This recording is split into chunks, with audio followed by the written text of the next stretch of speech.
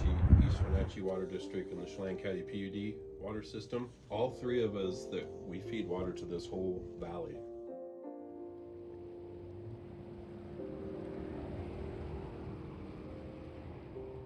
About where our water comes from now. It actually comes from the ground. We have some wells, and it's the source is called the East Bank Aquifer. So it's a large underground, and we have 4 different wells that we take water out from the ground. So potential new water source could be the surface water of the Columbia River. Yeah, that's correct. One of our main goals is to have water sources in different places. I also understand that you've been working on a new project to find a new water source here for the Wenatchee Valley. Yes, I've been working closely with the other 2 regional members on that.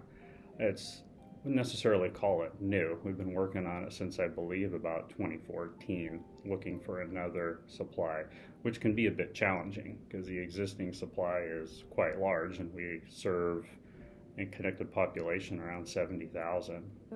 Why would we need to find a new water source? Back in the 1970s, and it was put into service in early 1980, and there's been some upgrades since then, but nothing to increase capacity.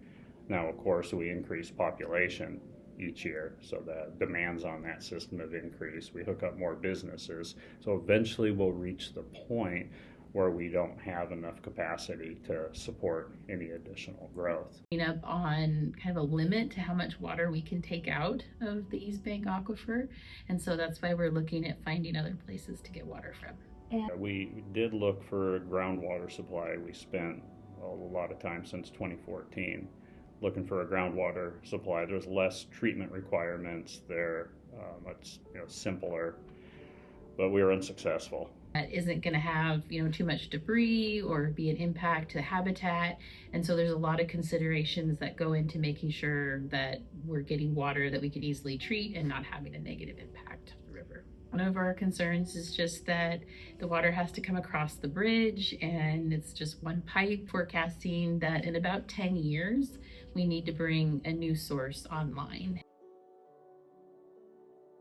Regional often we're actually required by law to complete comprehensive planning. We call that our water system plan update. Those historically have been done every 6 years or so. The last update was 2 or 3 years ago. We've looked on a variety of places. We haven't yet decided where it's going to be yet. For planning purposes, had initially looked at Chelan PUD has some property on Holly Street, and so some of our preliminary planning documents show it in that location. We likely have more time than that 10 years, but we want to keep working on it. Where we're looking more at the surface water because we can get enough quantity and we have the technology to be able to clean it up to make it safe for people to drink.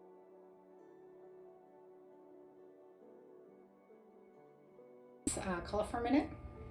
If it's fluorescent, it means it's got E. coli in it. To see if it is not E. coli, we'll put it in here. This is a black light, and you can see how it fluoresces. In 24 hours, there's nitrate testing, PFAS testing, lead and copper testing.